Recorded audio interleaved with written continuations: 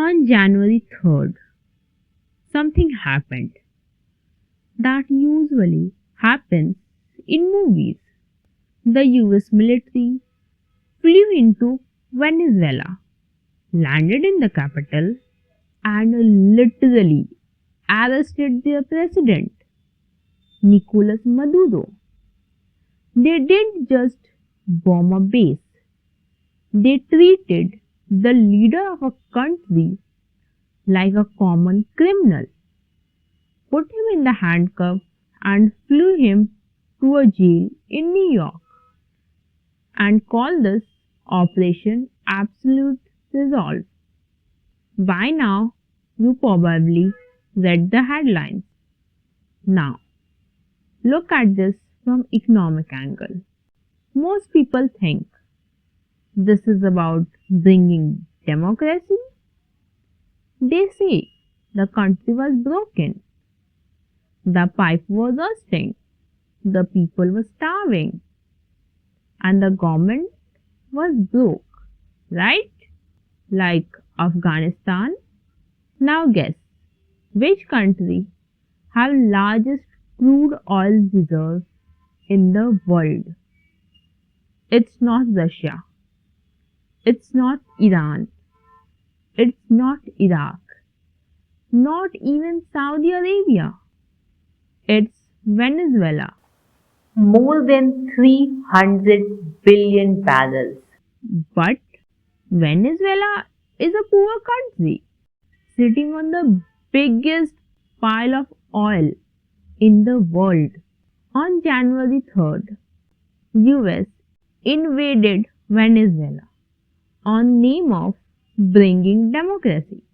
This is similar to what happened in Iraq in 2003, and the rest is history. So, the question is, does US attack is about bringing democracy or the oil reserve or something else? You will know this by the end of the video. In 1970s, the US dollar stopped being backed by gold. To keep the dollar valuable, the US made a legendary deal with Saudi Arabia. Saudi Arabia and later the rest of OPEC agreed to sell their oil only in US dollars. In exchange, the US promised them military protection because every country needs oil to run their factories and cars. Every country must have US dollar.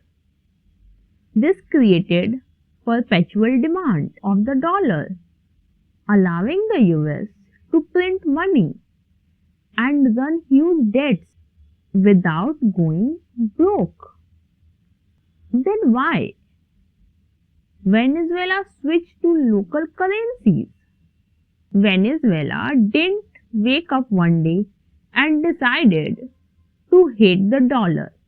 It was a survival move. Starting around 2017 to 2019, the US slapped heavy sanctions on Venezuela. They basically locked Venezuela out of US banking system. Since Maduro couldn't use dollar to buy food or medicine, he started selling oil in euros, Chinese yuan, even government made cryptocurrency called the Petro. By 2024, Venezuela was reportedly using USDT Trader, a digital dollar that US government doesn't control, to settle oil deals with Russia and China. This is where the big picture comes together. Venezuela's move was a small part of a much larger global movement called de-dollarization. led by BRICS countries. Countries saw the US freeze Russia's dollar reserves in 2022 and realized if US doesn't like us, they can turn off our money overnight. BRICS began building an alternative financial system. China started buying oil in yuan. India started buying oil in rupees, dirhams. Venezuela has the largest oil reserve on the earth. If US let the king of oil, Venezuela, to join BRICS and sell all its oil in yuan or BRIC currency, the petrodollar would have faced a slow death. Trump openly said US oil companies will invest billions of dollars in the Venezuela oil and fix the infrastructure. For now, US think they won by taking the oil. But in the eyes of India, Brazil and Indonesia, the US just proved that it will use military force to protect their currency. Instead of being scared, these countries will now work 10 times harder to build a system where they don't need the dollar at all. US won the oil battle, but they might be losing currency wars. I have some questions for you. First, is the dollar still the global reserve, or the dollar has become a weapon of regime change? Is it still a safe place for India's reserve? Second, does bringing democracy matters if you have to break every international law to do it?